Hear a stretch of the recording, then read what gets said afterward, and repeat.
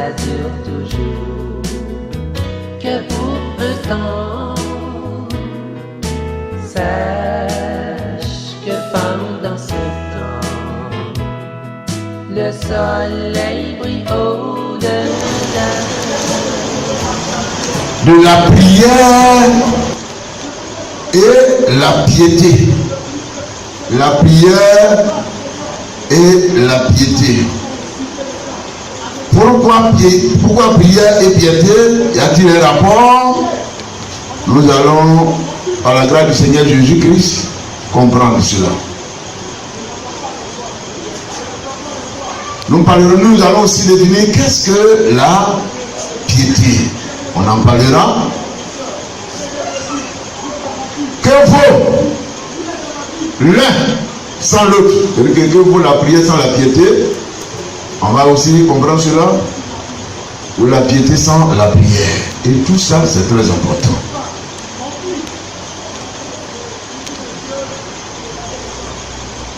Nous sommes dans un monde très mouvementé, très agité. Un siècle qui connaît beaucoup de mouvements.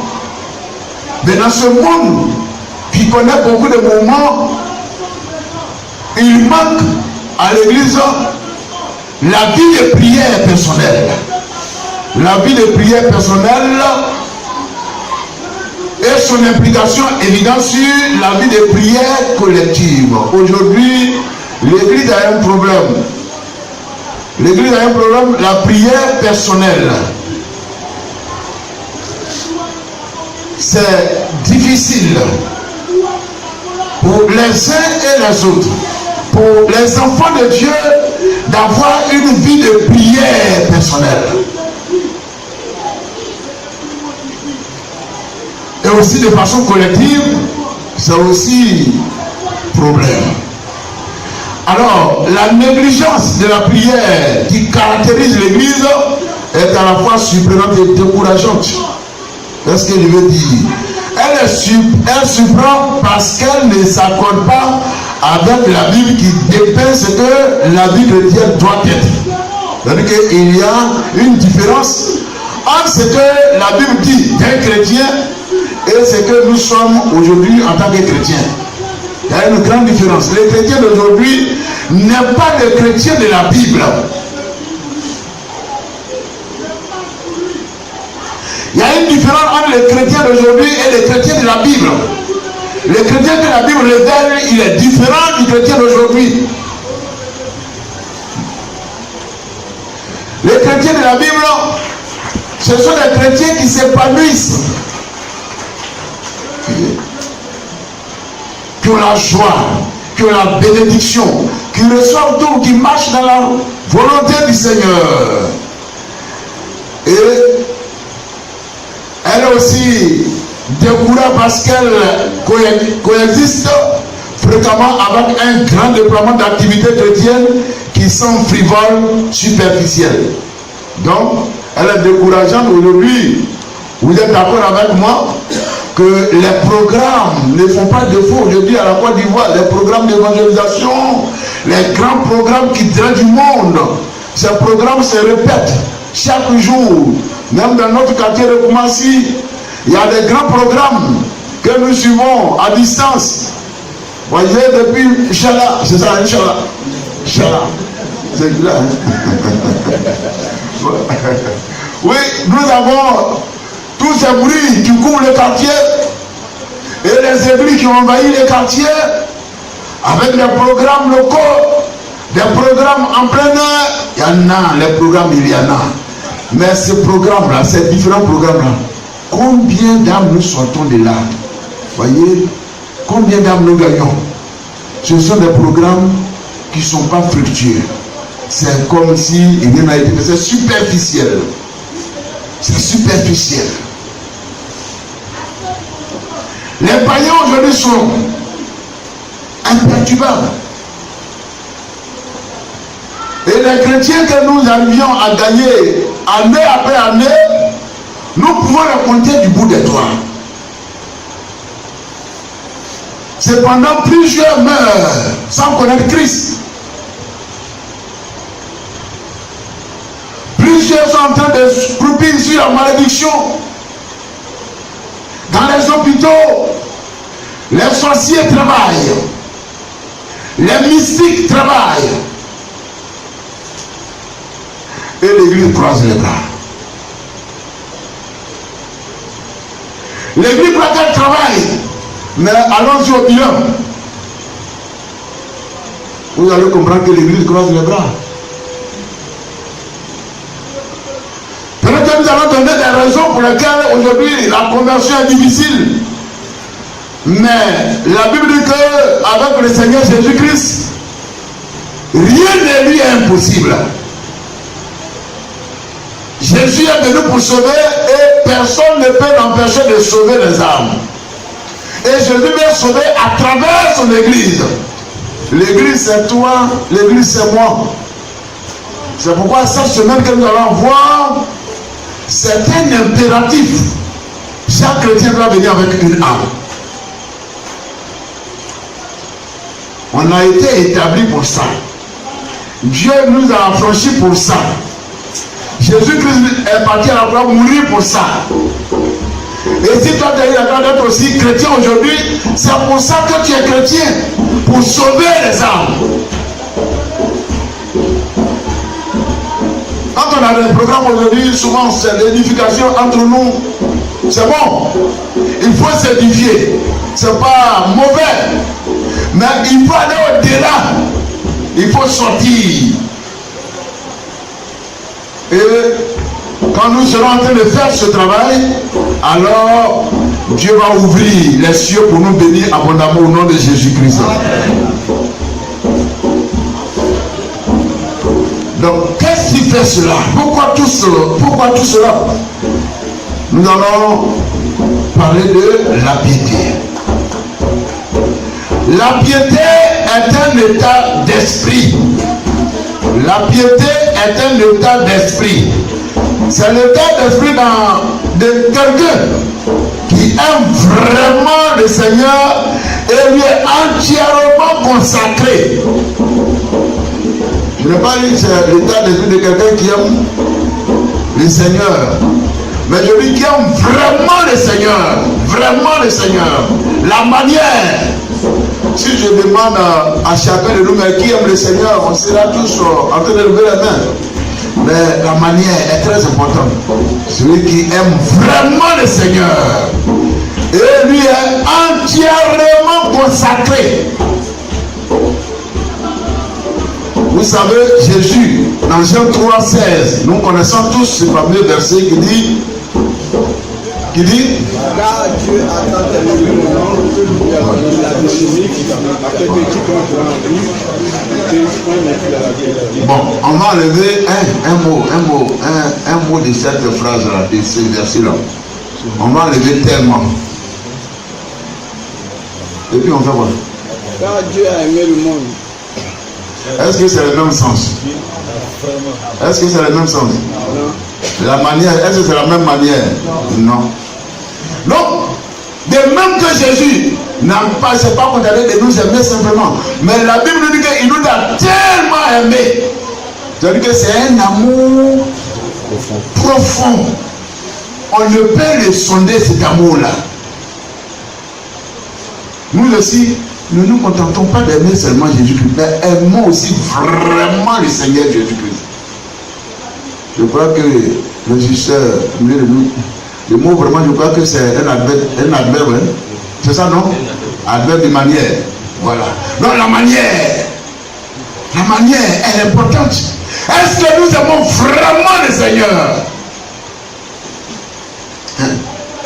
Donc la piété est un état d'esprit. C'est l'état d'esprit de quelqu'un qui aime vraiment le Seigneur et lui est entièrement consacré. Dans cet état d'esprit, c'est cache aussi la crainte de Dieu. La crainte de Dieu. Quand on craint Dieu, c'est aussi quelqu'un, la Bible nous le dit clairement que la crainte de Dieu est le commencement de la sagesse.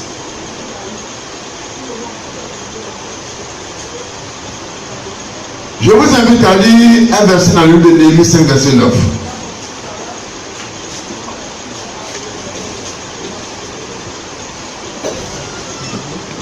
Néhémie 5, verset 9.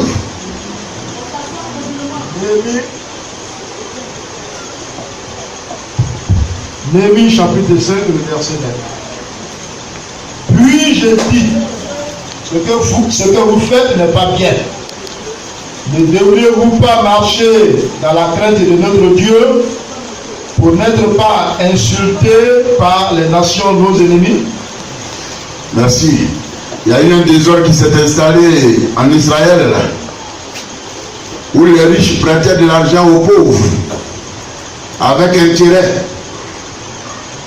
Et lorsque les débiteurs ne parviennent pas à rembourser son emprunt, alors les créanciers s'emparent soit de son champ, ou alors ce qu'il a comme bien matériel. Et même encore, ils vont au-delà. Si tu n'as pas tout ça, il faut vendre tes enfants pour les livrer. Et Néhémie a vu ces gens de comportement et dit, mais ce n'est pas normal. Ça ne ressemble pas aux enfants de Dieu. La crainte a disparu des cœurs. Et il les a ramenés à la raison parce que ce n'est pas un comportement qui est agréable aux yeux de Dieu. La crainte avait disparu. Une attitude de vraie piété produira toujours un témoignage digne de Dieu et ne prêtera pas à une critique bien fondée de la part des incroyants. Une attitude de vraie piété produit toujours un témoignage digne du Seigneur Jésus-Christ.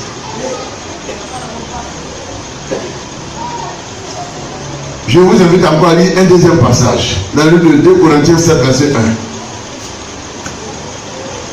1. 2 Corinthiens 7, verset 1. 2 Corinthiens chapitre 7, verset 1. Verset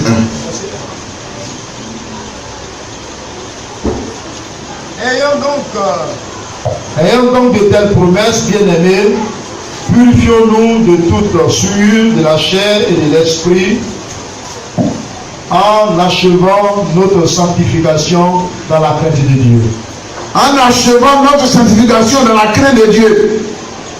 En achevant notre sanctification dans la crainte de Dieu. C'est 2 Corinthiens 7, verset 1. Toutes ces promesses sont valables pour nous. Mais mes chers amis, c'est pourquoi purifions-nous de tout ce qui salit le corps ou l'âme et efforçons-nous d'être parfaitement saints en vivant dans le respect de Dieu. En tant qu'enfant de Dieu, il y a beaucoup de promesses. Quand nous remontons un peu, nous voyons que Dieu nous fait beaucoup de promesses dans ce passage. Dieu nous demande de ne pas être en contact avec le monde. De ne pas marcher comme le monde marche. Parce qu'il n'y a rien de commun entre Christ et le monde idéal. Entre Christ et les démons, il n'y a pas de lien. Entre la lumière et les ténèbres, il n'y a pas de lien. Quand la lumière est là, les ténèbres fuient. Quand la lumière n'est pas là, les ténèbres règnent. Donc il n'y a pas de lien. Donc le Seigneur dit, ne touchez à rien. Ne menez pas la vie que les autres mènent. Vous n'avez rien de commun. Sortez du milieu d'eux. Séparez-vous d'avec ce monde-là. Et je serai pour vous un père.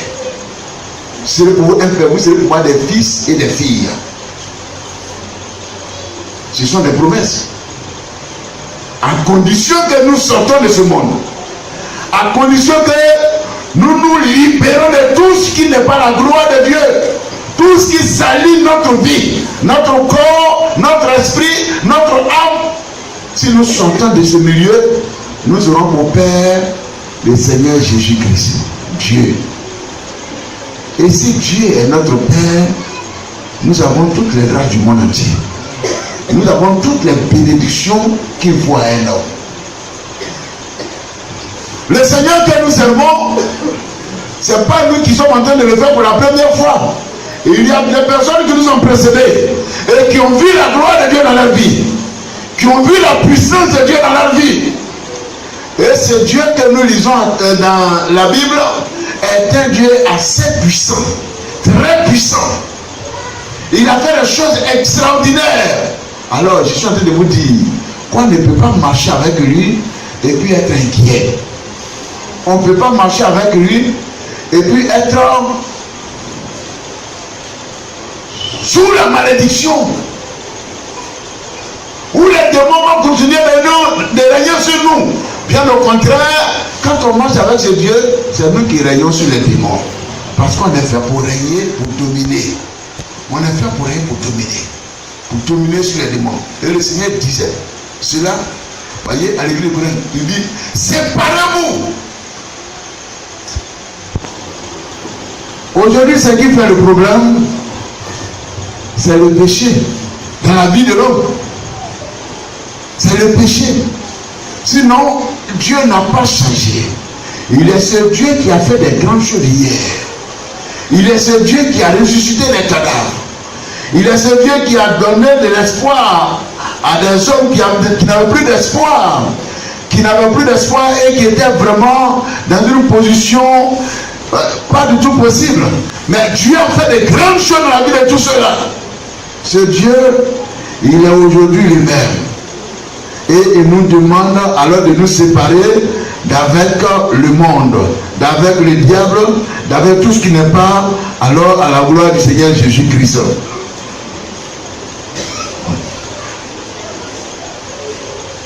Et alors notre témoignage dit, notre témoignage sera digne de lui, de Dieu. Alors je suis en train de poser la question à chacun de nous ce matin. Quel est ton témoignage aujourd'hui en tant qu'enfant de Dieu? Quel est le témoignage que tu as aujourd'hui en tant qu'enfant de Dieu? En tant qu'enfant de Dieu, quel est le témoignage devant Dieu, devant les hommes, devant l'église? Dans l'église même, quel est ton témoignage? Au dehors, quel est ton témoignage? Comment tu marches avec le Seigneur Jésus-Christ? Quel est le jugement qui est porté sur ta personne? Comment les autres te voient? Je ne te demande pas comment tu te vois, mais comment les autres te voient? Comment Dieu te voit?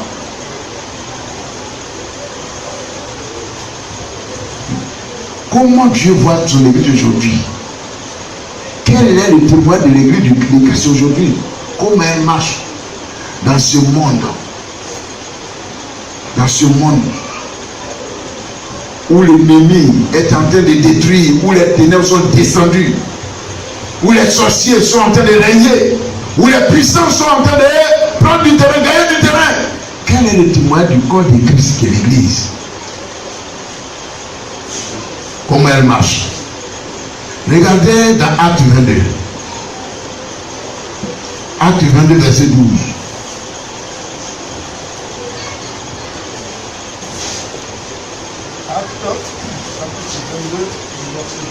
Oui. Or, un nommé Ananias, homme pieux selon la loi, et de qui tous les Juifs demeurant à Damas rendaient un bon témoignage, vint se présenter à moi et me dit, sors, mon frère, recouvre la vue. Au même instant, je recouvrais la vue et je le regardais. La Bible parle ici d'un certain Ananias. Ananias qui vivait à Damas. Et la Bible dit que tous ceux qui étaient à Damas connaissaient ce monsieur. À cause de sa bonne vie, de son bon comportement, de sa vie pieuse. Il vivait pieusement dans la parole de Dieu. Et la Bible nous dit que tous ceux qui étaient là à Damas connaissaient le témoin de cet homme-là. Et Paul décrit cet homme comme un homme pieux selon la loi et de qui tous les Juifs alors demeurant à Damas rendaient un bon témoignage. Le témoignage de cet homme était important pour confirmer le récit de la consécration de Paul. C'était important. Ce témoignage était important. Dieu connaissait Ananias. Dieu connaissant son témoignage. Il dit cet homme-là, va voir mon fils Ananias. et il va parler, il va prier pour toi, et alors tu auras la bénédiction. Donc Dieu avait le témoin d'Ananias.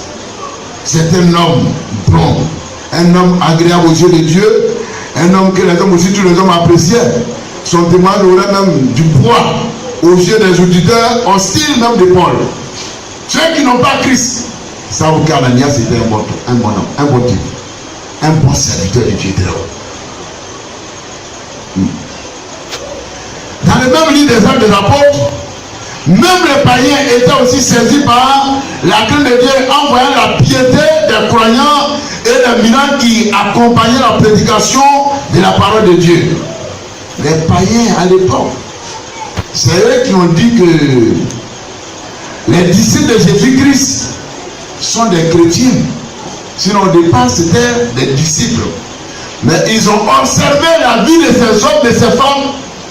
Il dit, mais ceux-là, non, ils ne vivent pas comme les hommes vivent. Mais leur vie ressemble à Jésus-Christ. C'est exactement ce que Jésus dit qu'ils font. Ils craignaient Dieu. Donc, quand il s'est saisi d'eux, il voyait ce que Dieu faisait avec son peuple. Ces hommes vivaient la vraie piété. La vie de Dieu était pleinement en eux. Christ était en eux. Et ils n'avaient pas de contact avec le monde. Et Jésus-Christ se manifestait puissamment au milieu d'eux. La puissance de Dieu descendait et les guérisons étaient alors opérées. Les démons étaient chassés. Et la joie inondait les cœurs. Il n'y avait pas de tristesse. Parce qu'ils se sont disposés. Ils ont ouvert leur cœur au Seigneur Jésus-Christ. Ils ont compris que leur victoire, c'est leur relation avec, à partir de leur relation avec le Seigneur Jésus-Christ. Donc, les païens même rendaient témoignage. Ils voyaient la puissance de Dieu qui était en action. Ils voyaient de quoi est-ce que Jésus était capable de faire. Et c'est pourquoi,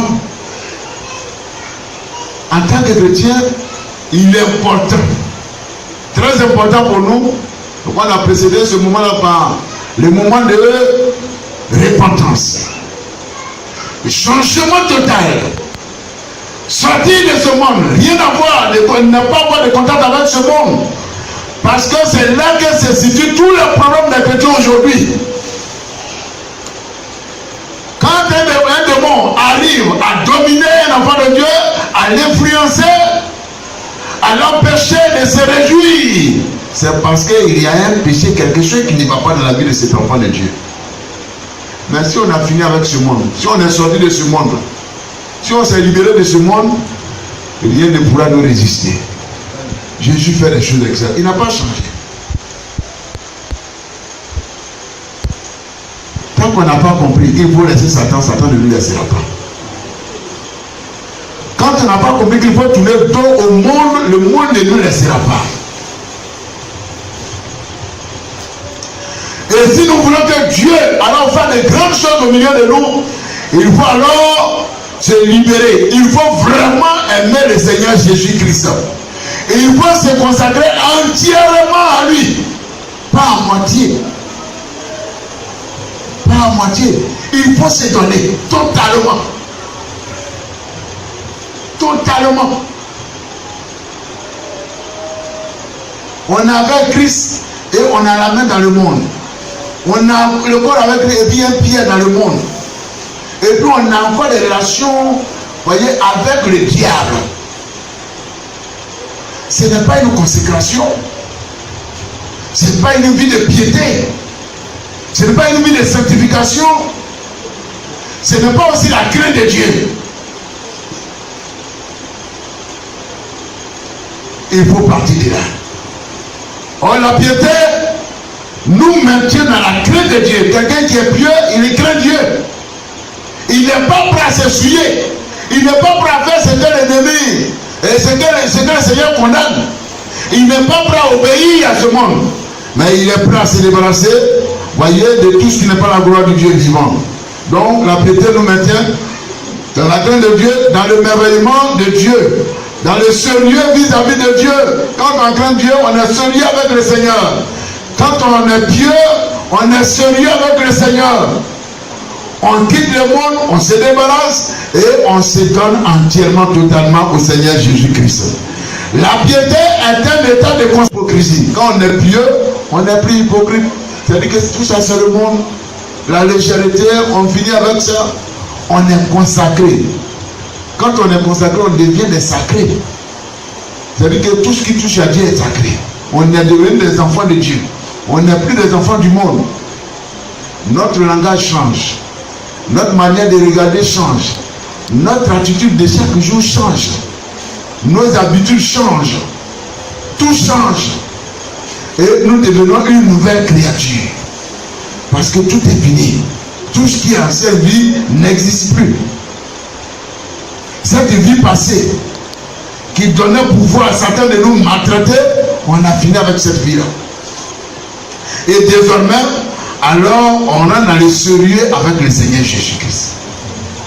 On rentre dans une nouvelle vie avec Christ, avec des nouvelles victoires. Cette piété également permet d'aimer Dieu de tout notre cœur. Quelqu'un qui est pieux, c'est parce qu'il aime Dieu. Il aime Dieu de tout son cœur. Et quand on est aussi pieux, voyez, cette piété, elle rend aussi la prière facile. Quelqu'un qui a abandonné le péché, voyez, pour lui parler avec Dieu, il n'y a plus de complications. Il peut s'approcher de Dieu quand il veut, comment il veut, et il désire même la rencontre avec le Seigneur Jésus-Christ. Aujourd'hui, pour prier, c'est un problème. Il faut lutter. Et même quand on se délivre, on se libère pour aller prier, combien de temps nous prenons dans la prière? Parce que encore, on n'est pas totalement libéré du monde. Or, un homme pieux, c'est quelqu'un qui prie facilement, qui a la facilité de prier. Et aussi, ses prières sont exaucées. Quand on est pieux, quand on a abandonné le monde, nos prières sont entendues par le Seigneur Jésus-Christ. On peut prier 1 heure, 2 heures, 3 heures, 4 heures, 5 heures, comme certains le font peut-être. On peut jeûner 10 jours, 20 jours, 30 jours, 40 jours, 1 mois, 2 mois, 3 mois. Mais s'ils ne sont pas pieux, si on n'est pas pieux, nos prières ne peuvent traverser le plafond. Quand on dit, bon, allons au combat, on va venir élever la voix. Quand j'écris fort, c'est que les démons vont partir loin. Quand je suis en train de faire tous les mouvements pour chasser les démons, c'est que je suis chaud. On dit, ah, il est zélé pour chasser les démons. Ce n'est pas ça. Les démons, c'est des autres qu'on donne et puis ils s'en vont. Quand nous avons une bonne relation avec le Seigneur, on n'a pas besoin. C'est vrai qu'il y a des moments où il faut des prières agressives. Mais les démons, tu lui parles, il va obéir. Mais tout dépend de ta relation avec le Seigneur Jésus-Christ. Est-ce que la piété, en tant que chrétien, est-ce que tu es pieux? Les démons, on ne peut pas les intimider avec nos cris. On ne peut pas effrayer les démons. Les démons n'ont pas eu peur de Jésus-Christ après ces 40 jours de jeûne et prière. Ils ont cherché à l'affronter. Toi, tu n'es qu'un disciple du Seigneur Jésus-Christ. Qu'est-ce que tu vas faire pour l'effrayer? Ça n'existe pas. Tout ce que tu peux faire, c'est de te séparer totalement d'avec ce monde. Avoir une vie qui est agréable au Seigneur Jésus-Christ. Quand ta vie est agréable au Seigneur Jésus-Christ, on dit que tu es pieux. Et lorsque tu as cette relation avec le Seigneur Jésus-Christ, quand tu parles, Dieu cautionne cela. Quand tu parles, Dieu dit je suis d'accord. Alors c'est que mon fils a dit, je suis d'accord avec lui. Alors demande, il faut quitter. Et puis le demande, ça va. Et on a la victoire. Et on marche les programmes. Mais tant que notre relation avec le Seigneur ne connaît pas ce niveau de relation, ce n'est pas évident. La piété. On prie beaucoup, mais il faut accompagner la prière par la piété. Quand on est pieux, on a entendu, nos prières sont entendues par le Seigneur Jésus-Christ. Jésus a reproché aux religieux de son temps d'être hypocrites. Et c'est même Jésus qui a dit que si votre justice ne suit pas celle des pharisiens,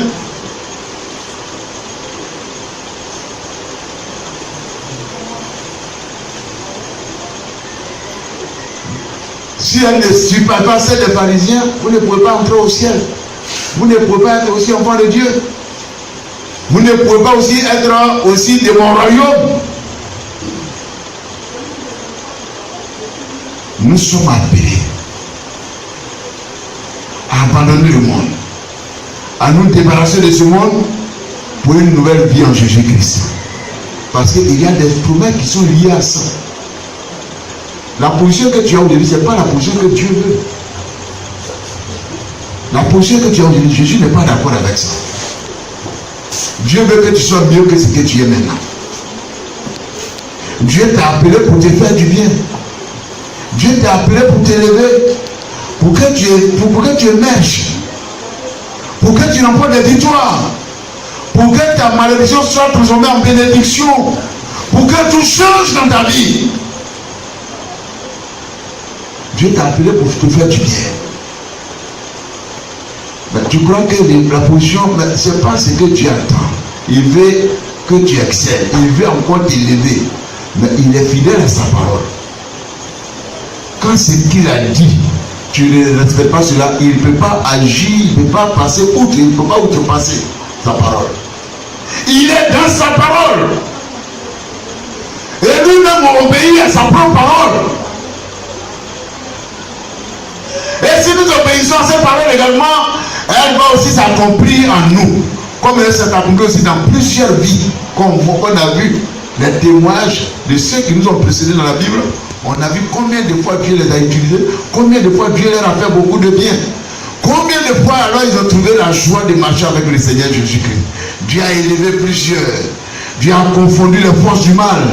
Dieu a libéré ceux qui étaient dans les chaînes. Dieu même a arraché certains même entre les morts, entre les mains des morts. Entre l'esprit des morts, entre les mains de l'esprit des morts. Dieu les a libérés. Et au lieu d'être enterrés, ils ont été, voyez, ressuscités. Dieu a fait des merveilles. Tu es venu à l'église avec des problèmes. Dieu veut te libérer de tous ces problèmes. Dieu veut changer ton statut. Mais il faut savoir que ta position d'hier là, il faut l'abandonner complètement. Absolument, il faut l'abandonner. Nous avons parlé pendant une semaine. Une semaine de la repentance. La repentance, c'est vivre continuellement dans la présence de Dieu. Continuellement dans la présence de Dieu. C'est chercher à être agréable au Seigneur Jésus-Christ. C'est de là que part notre victoire sur les démons.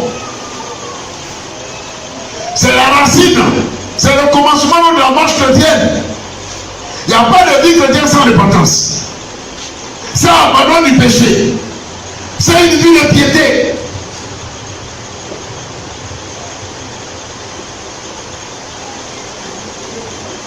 Et quand on est pieux, quand on a laissé le monde passer, Jésus est témoin de ce que nous sommes. Le corps de Christ est témoin. Les démons sont témoins. Les sorciers sont témoins que Jésus est Seigneur. Que Jésus est Seigneur. Vous savez, le monde est à la recherche de puissance. Hein? Ce qu'il a perdu. Le monde est à la recherche de puissance. Parce que c'est ce qu'est l'homme. Et l'homme a perdu la puissance à cause du péché. Et au lieu de revenir par la voie normale pour reconquérir cette puissance, ils ont plusieurs moyens pour alors d'autres puissances. C'est pourquoi vous pouvez voir les religieux chrétiens. Vous pouvez les inviter, ils vont venir s'asseoir au milieu de vous. Son premier acte, ou bien ce qu'il va faire, c'est pour tester, pour voir ce qu'il a en lui là. Est-ce que pourtant est plus fort que lui? Il va essayer. Il va essayer. Quand le sorcier vient, il va essayer.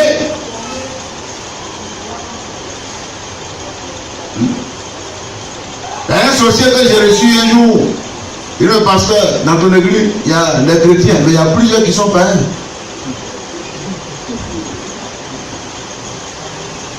J'avais un programme, un jour je prêchais à un culte, c'est un culte de soir.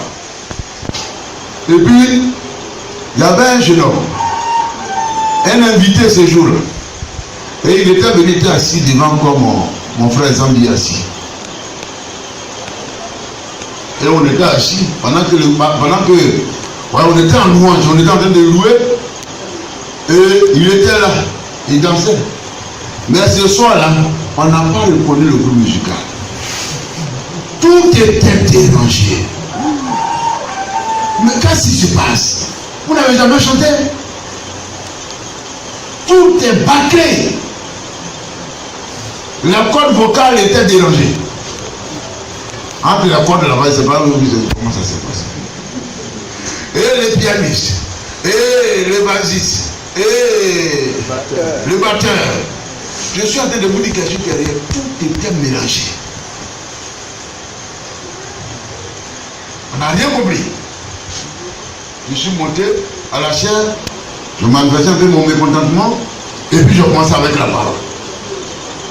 Et ce soir-là, j'ai donné une parole que Dieu a cautionné. Et on a maté les démons. On a fini. Ces jeunes frères étaient invités par un étudiant. Et ils sont venus dans mon bureau. Me présenter son invité pour que je prie avec lui. Et c'est quand j'ai commencé à l'entretenir. Il dit il va sortir. Il a dit non, il y a quoi? Attends, on va finir avec le papier. Il dit il va venir, non, je reste tranquille. Et je commençais à parler avec lui. Je sens qu'il n'était pas lui-même.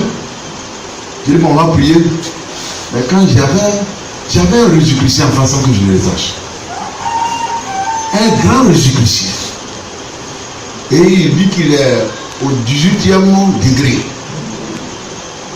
18e degré, c'est-à-dire qu'il se dédouble. Il peut être ici en même temps voir que 2 personnes à la fois.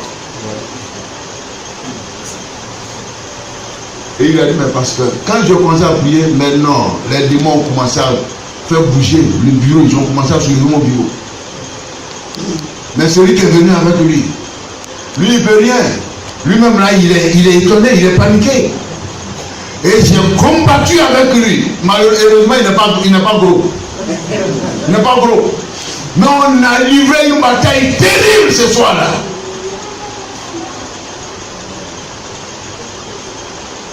Et il a dit, les démons ont dit, mais tu as vu ton groupe musical, tu n'as pas reconnu ce soir. On s'est occupé d'eux. Parce qu'il n'y a pas de vie là-bas. Mais toi, on voulait de toi quand tu es monté sur la chair, mais ta puissance était telle qu'on n'a pas vu. Et j'ai combattu ces démons, je les ai combattus. Mais c'est un petit devant, c'est un petit, mais c'est presque un milliardaire. Parce que le monde mystique, mais il a un code, il m'a montré sa chair, il m'a montré le pasteur. Mais cet enfant fait peur. Il n'a pas 30 ans. Il n'a pas 30 ans.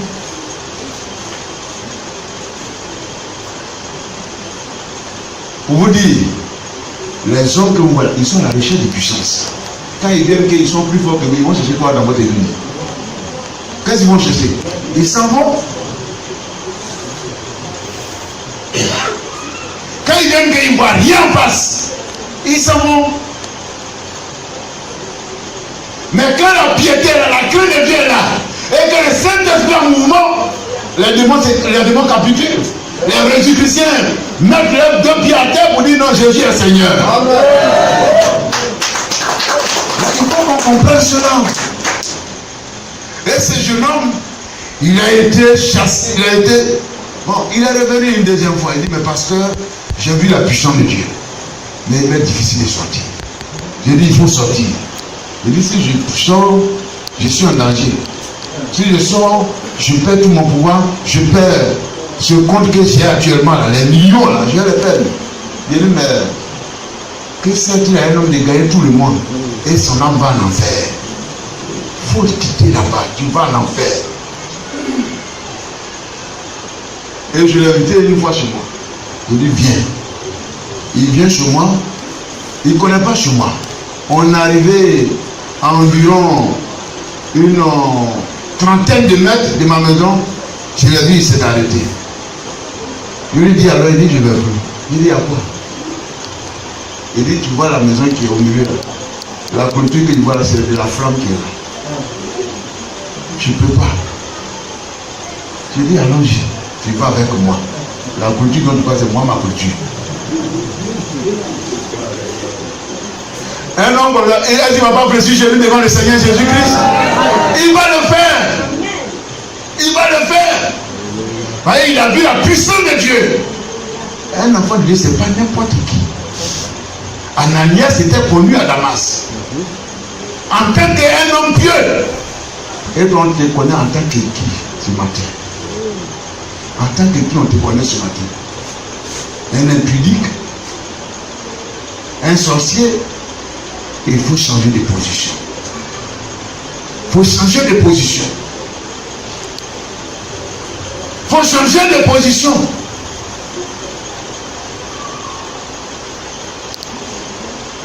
Il a reconnu la puissance de Dieu. Et ceux qui viennent, que ce soit des sorciers, que ce soit des mystiques, que ce soit quiconque vient dans la maison de Dieu, et la première des choses, c'est de voir est-ce qu'ils sont vraiment puissants.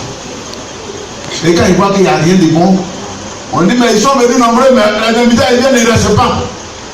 Ils vont rester là où il n'y a pas de vie. Ils vont faire quoi? Ils se sentent mieux ailleurs, dans leur peau là-bas. Et beaucoup de programmes qu'on fait. Waouh. Combien d'âmes on gagne? Aujourd'hui, le corps de Christ est tombé plus bas. La piété a foutu les camps. On aime le bruit, mais on n'a pas de relation personnelle avec le Seigneur Jésus-Christ. Jésus n'est pas dans le bruit. Jésus veut des gens qui ont des relations personnelles avec lui. Des hommes pieux. Des hommes qui ont une bonne vie, un bon témoignage. Très bon témoignage.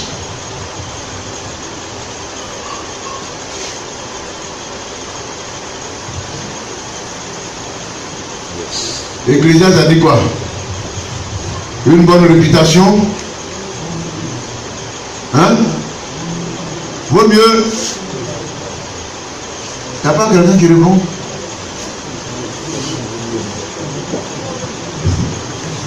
Une bonne réputation vaut mieux que le bon parfum. Mais pourquoi vous avez peur de parler? Ou bien tu n'es pas sûr? Oui, le témoignage vaut mieux que tout. Il faut être multimilliardaire. Il faut avoir tous les biens de ce monde. Mais ton témoignage compte pour Jésus-Christ. Ton témoignage compte. Ton argent ne peut pas effrayer les démons. Les milliardaires de ce monde-là, les démons ne peuvent pas effrayer les démons. Non. Non et non. Mais c'est toi qui peux dire à un démon, tais-toi et puis il va se taire.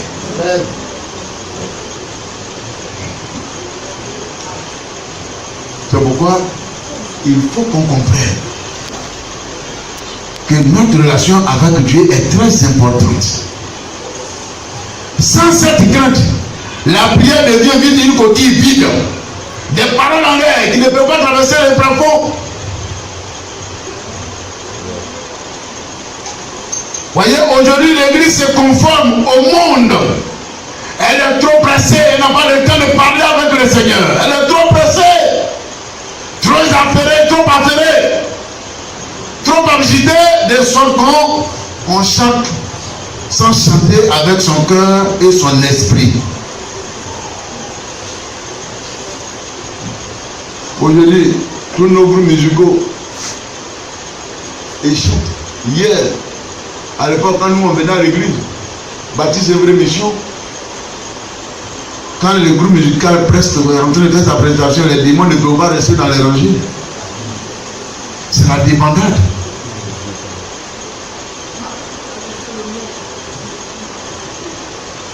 Quand tu attends lion, mais les démons, c'est lié seul là-bas. C'est lié même. Chassons les chassons, ils sont en train de se chasser entre eux. Ils se combattent et c'est parti.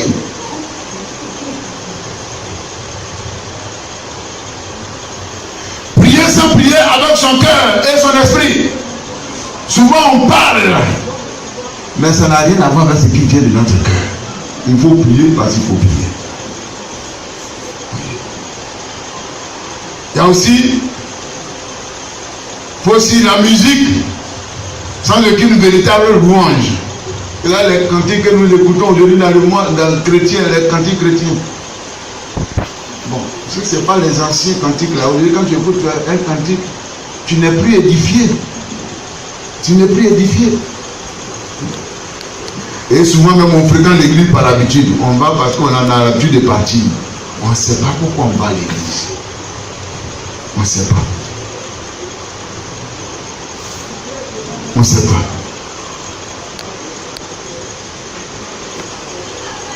Mes frères, il nous faut nous approcher du Seigneur Jésus-Christ. Nos prières n'auront pas de sens si nous n'avons pas une bonne position vis-à-vis du Seigneur.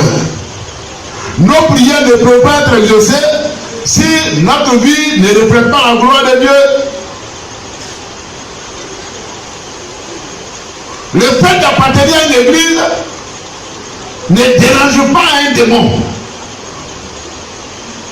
Ne les perturbe pas. Parce que dans l'église, même là, ils sont assis. Ce qui les dérange réellement, c'est ta relation personnelle avec le Seigneur Jésus-Christ. Est-ce que tu as une bonne vie? Est-ce que tu as un bon témoignage? Mes frères, quand nous mettons ces moments-là de côté pour chercher Christ, il faut le faire avec tout son être entier. Il faut chercher à rencontrer Dieu. Demain ne nous appartient pas. Le monde s'en va. Les choses changent. Pendant que encore tu as la possibilité de refaire ta vie avec le Seigneur Jésus-Christ, il faut la refaire.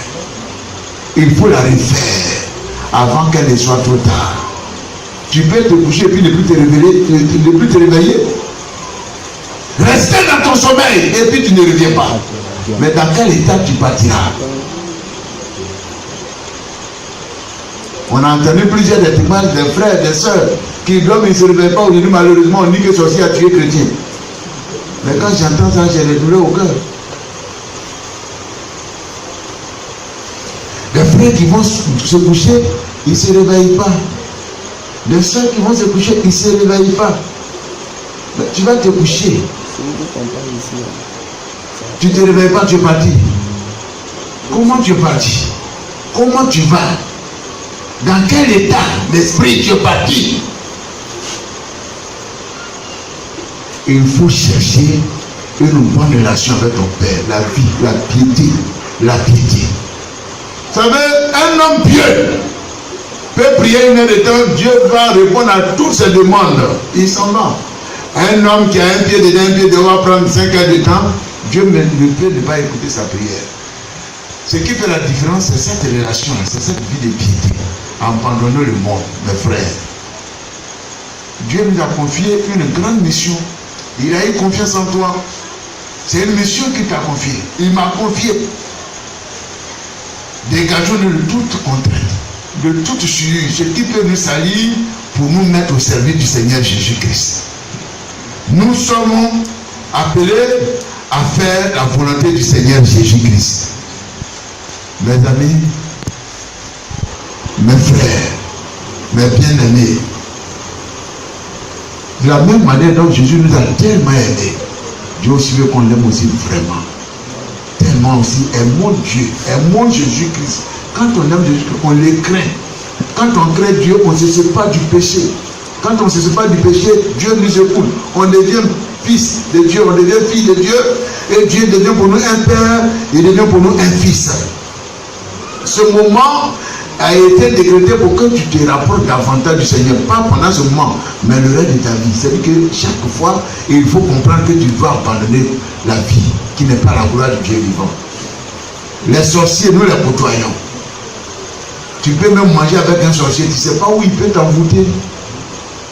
Un sorcier, quand il entre en te saluant, tu ne sais pas ce qui est dans son cœur pour toi, mais ta vie est comment? Et puis tu salues, tu prends la main du sorcier. Ta vie est comment? Qu'est-ce qu'il y a en toi, dans les amis que vous êtes? C'est avec qui vous causez, vous riez, vous chantez, vous mangez ensemble. Il y a beaucoup d'esprits dedans. Il y a beaucoup de mystiques. Qui sont-ils? Qu'est-ce qu'ils veulent de vous? Vous ne savez pas. Débarrassez-vous de tout ce que l'ennemi peut utiliser pour vous avoir. Laissez le monde, mes frères. Il faut que dans ton travail, comme dans le travail de Daniel, on sache que tu es un homme de Dieu. Qu'on ne trouve rien à dire sur ton compte. Dans ta maison, dans ton quartier, tu es dans une cour commune. Quand tu sors, il faut qu'on sache que tu es différente des autres femmes. Il faut qu'on sache que tu es différent des autres hommes. Dans les affaires, il faut qu'on sache que tu es différent des autres hommes qui font des affaires. Dans les foyers, il faut que tu saches qu'on sache que tu es différent des autres foyers. Il faut qu'on sache. Dieu est à la recherche de l'excellence. Et il faut que tu sois excellent, il faut que tu sois agréable aux yeux de Dieu. Et Ananias était un témoignage vivant pour tout le peuple de Damas. Quelqu'un qui arrive la première fois à Damas, et il va entendre le nom d'Ananias. Parce qu'il a un bon témoignage. Ton témoignage, c'est comment, mon frère? Tu as 15 ans de vie chrétienne. Tu as 10 ans de vie chrétienne. Peut-être plus. Mais quel est ton témoignage? Comment Dieu te voit? C'est pas le fait d'être là chaque matin, chaque soir qui est quelque chose. C'est une chose, c'est vrai, important. Mais mieux encore, libérer complètement des choses du monde pour que c'est pourquoi tu viens, Dieu te les donne au nom de Jésus-Christ. Je voudrais vous encourager en tant que fils et filles. Vous êtes tous mes fils, mes filles. Dieu a un programme meilleur pour vous. Dieu a une grâce particulière pour vous. Dieu veut vous voir exceller. Dieu veut vous bénir. Il voit tes problèmes, tes difficultés. Il voit tout. Dieu veut que tu sois béni. La condition de dire que tu es actuellement, Dieu n'apprécie pas ça. Dieu veut te sortir de là. Au marché. Ton témoignage au marché. Ton témoignage peut faire que tes choses peuvent marcher plus que toutes les femmes qui sont au marché. On dit celle-là, elle est bien, c'est une femme bien. Elle accueille bien, elle est vraiment bien. En tout cas, mais elle ne sait pas que tu es rempli, mais elle voit le physique là. Mais c'est parce que tu es en toi. Et au marché, tu seras toujours la première à partir à la maison. Avec les petits jeux que tu vends là, Dieu veut te bénir puissamment. Ce ne sont pas nos idées que Dieu veut. Ce ne sont pas ce qu'on a comme chose, mais Dieu alors veut que nous soyons totalement avec lui, nous débarrasser, nous défaire de ce monde. Je vous en prie, nous venons de nous repentir. Comprenez que c'est un pas très important dans la marche chrétienne. Dans la vie de victoire, si nous voulons avoir une vie chrétienne victorieuse, la repentance est un pas important, très important.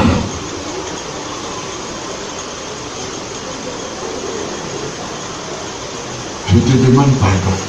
C'est pourquoi Dieu n'est pas content avec toi ce matin et il faut abandonner cela. Et tu vas faire la différence entre quand tu vas donner toute ta vie entièrement au Seigneur et ce que tu vis maintenant, tu verras toi-même la différence entre les deux vies. Dieu nous bénit. Et vous serez pour moi des fils et des filles. Avoir peur pour Dieu, qu'est-ce que Dieu ne peut te donner? Qu'est-ce que tu peux avoir besoin que Dieu ne peut donner? Hein? Nous cherchons cette vie de bénédiction terrestre. Mais Dieu veut, le désir de Dieu, il veut entretenir une relation régulière avec nous. Dieu veut que nous lui appartenons. On soit entièrement avec lui. Dieu n'est pas pressé. De la même manière que nous, Dieu veut nous apprendre à chercher sa face. Et aussi à écouter sa voix. Et à suivre sa direction. Dieu n'est pas pressé. Et l'homme est pressé. Pressé de réussir. Pressé de s'enrichir. Et on dérange tout. Pour avoir ce qu'on veut avoir. Mais tu vas déranger dans la corruption.